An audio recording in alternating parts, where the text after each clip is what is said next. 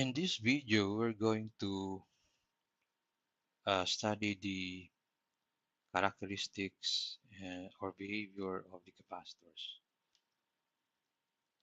So let's first examine the relationship between the charge Q and the voltage that is being applied to the capacitor.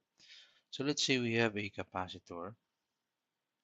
So the voltage across it is identified as V sub C.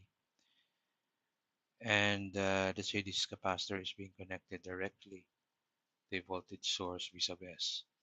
Now, if we do this, um, the capacitor will actually charge immediately with a Q equals to the relationship that we have covered earlier, which is C times the voltage applied to the capacitor. So since V sub C is equals to V sub S, so we have the Q there stored in the capacitor as C V sub S. Now let's say we charge the capacitor via a resistance. So let's say we have a series RC circuit, and this circuit is connected to a voltage source V sub S. Now when we do this, the capacitor will still charge, but this time on a gradual manner. In fact, it will be charging the capacitor in an exponential manner given by this relationship. Um, we'll derive this later if once we go to um, a more detailed examination of RC series circuits. Now let's call this equation 2.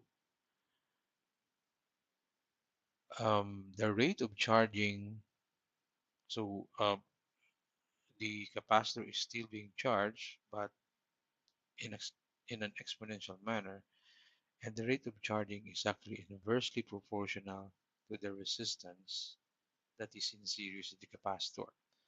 So meaning that the larger the resistance, the slower the charging of the capacitor will be.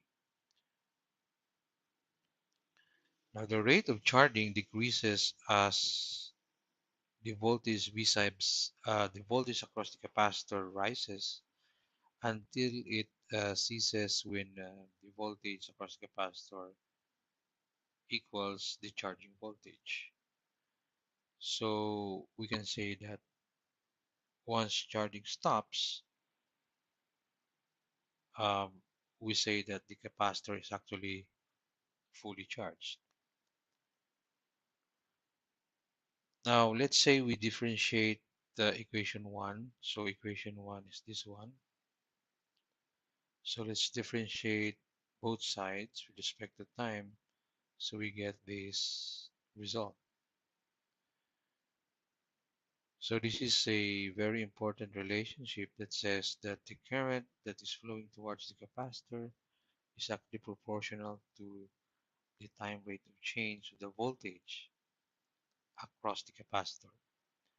Now if we apply this to the series RC circuit, we have an I that is a decaying function that starts at the maximum value V sub S over R, and then as time progresses, this current will actually decay towards a zero value.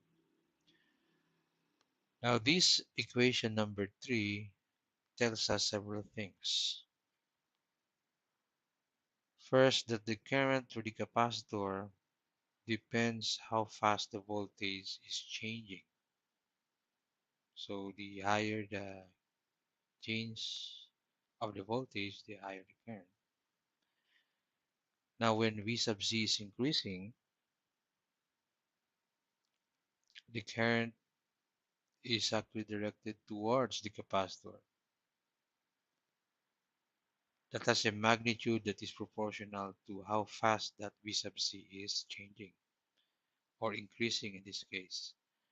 When V sub C is decreasing, that is, we have a negative slope, that means the current is actually flowing away from the capacitor. And how fast is the current flowing? again depends on the magnitude of dBc/dt. Now, this equation 3 also shows us that the the voltage V sub C across the capacitor cannot change abruptly. So let's say it changes from a particular value and then changes immediately to zero. That cannot happen because that would mean that the slope will actually be very high. Ideally, it can be infinite. And that means uh, I must be very high as well, as shown by equation 3, or ideally infinite, which is impossible to happen.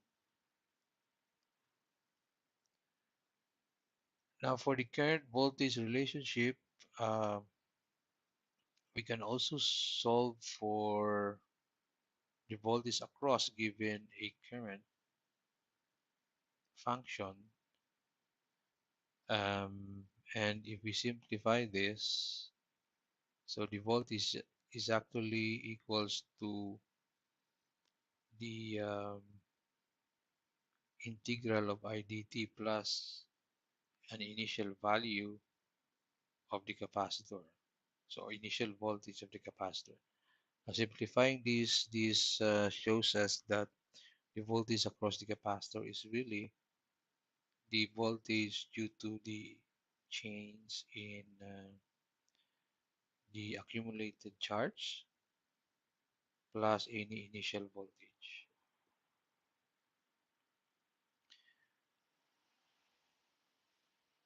For the power and energy, um, the power absorbed or released by the capacitor uh, st still follows the equation for power. So we simply multiply the voltage and the current.